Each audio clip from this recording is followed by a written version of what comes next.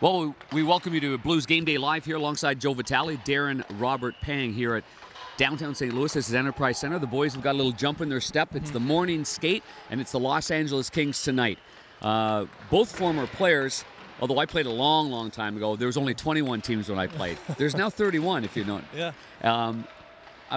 A game like this where you travel yesterday. The team did not travel right after the San Jose game. Late afternoon arrival. Now you spin it right around and you're right back at it. Good that they're right back on the horse again? I think it's a great thing. You know, I think that when you look at back-to-backs as a player, I always like two scenarios. Either you come off a game you play very, very well, like they did in Las Vegas, because you hope to carry that momentum into the next night, or the opposite side, you have a game like the San Jose Sharks, you know, against the other night, where you have a bad game, you know, not a lot of energy at times and kind of lackadaisical in some moments of that game. You want to get right back to it. So yesterday, not technically a day off, it's a travel day, but for the guys right now, kind of an awkward situation playing on a Monday night at home. But this turnaround is going to be a good thing. Hopefully you get this, you right this ship, and a good opportunity tonight because the LA Kings are a team that's struggling. So the Blues are still a little banged up, and looks like they've got some line combinations back there that I'm looking at the line with Ryan O'Reilly and Vladdy Tarasenko. If this stays true for tonight's game, which generally it does when they do their morning skate and they get their line rushes. I got Robbie Fabry looks to be up on that top line, and I think this is a good time for Robbie to get up there, and just his hockey sense that he has to work with Ryan O'Reilly and with Vladdy Tarasenko, because I'm going over the even strength goals for of the LA Kings. It's been a struggle for them. They're last in the league in even strength goals for. Their first period goals for goals against, they're -8, so they don't get off to great starts. They're usually behind it. And that is the worst goals for goals against in the NHL. So you've got a line like that as an example. Good spark. They should be able to generate a lot of offense. I think it would be key to get the lead on the LA Kings early on and let them chase the game. Oh, yeah, sure. And you know what? You look at the 31st in the league, and for the Blues to come out here tonight and get a good jump on them early is going to be important. And you got a young goaltender, like we were just talking about, you know, Calvin Peterson. I believe he'll get his fourth start here tonight. Not a lot of games. So with a team struggling like that, a goalie a little inexperienced because of all the injuries they have on the goaltending side of things, you know, a good opportunity for the Blues to come in here tonight and kind of right this ship. But, you know, at the same time, though, Panger, it's not an easy task. You know, you can't get mesmerized by the numbers, 31st in the league, and you look at how this new head coach has come in here, and the team's been struggling as of late, and they can't find their rhythm because this is a tough league, and anyone can beat anyone on any given night. So you're saying that they still have Drew Doughty and Jake Muzzin and Alec Martinez on the backside, and they still have back. Yeah, we haven't seen Ilya Kovalchuk in several years since he went back to the KHL. They still have Jeff Carter and Anshay Kopitar. So you're right. There's a lot of situations or a lot of games, a lot of teams play each other, and you go throw the numbers out. And because even though these two teams have right now very much underachieved with what their expectations are, I expect this to be a big, heady, hard-hitting style of game. I'm looking at the other line combos. Shen playing with Bozak and David Perron. And then you've got Sammy Blais with young Robert the Thomas and Nikita Soshnikov. So Soshnikov kind of jumps up there a little bit. He's got an opportunity right now to make an impression here. Oh yeah, I mean, two people that really jump out. You already said Robbie Fabry. Yeah. I love him on that line. I think a lot of us been waiting. I know I've been waiting.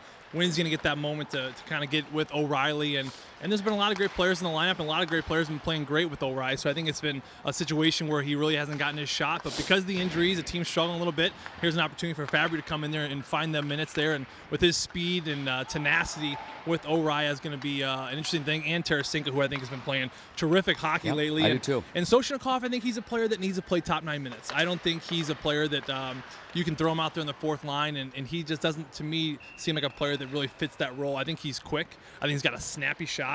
He needs to get to the offensive zone, and you got to put him with players who kind of had that kind of same mindset. So I'm excited to see him play tonight too. Snappy, snappy, snappy. Huh? Like this little snapping turtle out there. Well, snapping turtle's got a bite. That's right. Well, you better have a bite tonight. Got to nibble a little bit. Got to go that way. And then I look at the D-core. It looks like Vince Dunn and Alex Pietrangelo stay together. And 6 and 55.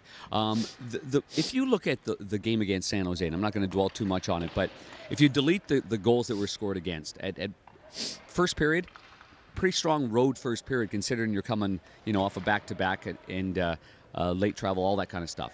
The 3 goals in a quick amount of time, just under 4.5 minutes, and then the rest of the game. If you were just an observer of the game and you were watching, you didn't see the score.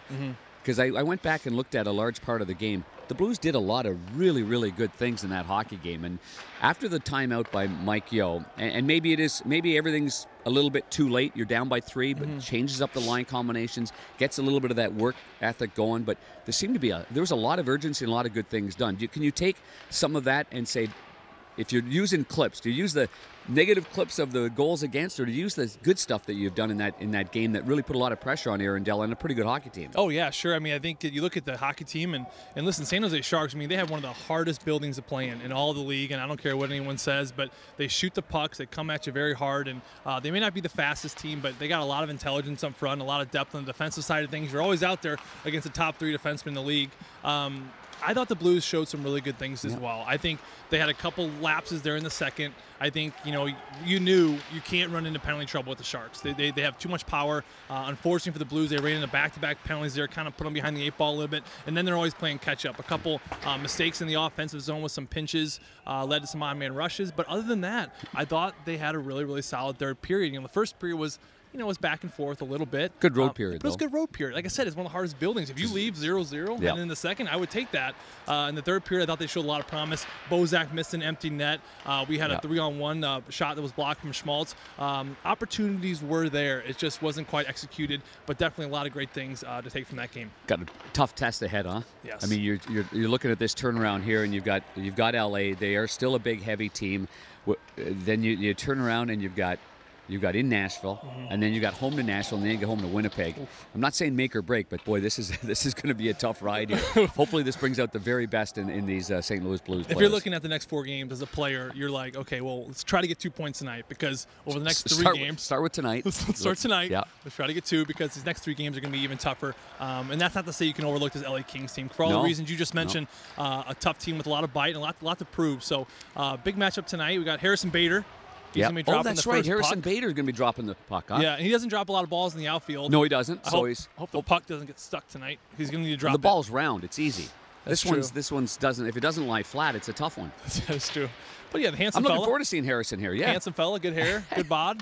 He's got a good hair. He does. Well, we're looking forward to Harrison coming here. I'm excited to see him. Hopefully the fans will be excited too.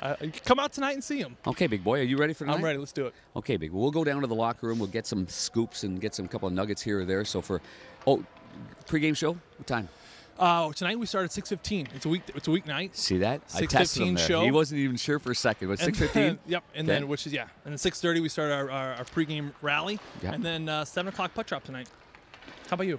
Chris Kerber with the call. Yes. Okay. And you're with the Emmy. We were side winner. by each there. We were side by each the last time in the broadcast booth. We were right beside each other. I was using everything he was saying. I was like a 5-second delay. So if you're watching TV and listening, you're like, I'm pretty sure I just heard that. So learn from the best. So Joe, Curbs and Joe with the call at KMOX, and John Kelly, he's sitting in the stands. He's getting some notes over there. We've got the call. The pregame show begins at 6:30 on Fox Sports Midwest with Bernie and Scott as well. So come on down to Enterprise Center. Some tickets available. Harrison Bader's going to drop the opening face-off, the puck right there. It's not going to roll away from him. We know it's going to be good. So for Joe Vitale, I'm Darren Pang. Enjoy your day and enjoy the game tonight. It's going to be a good one.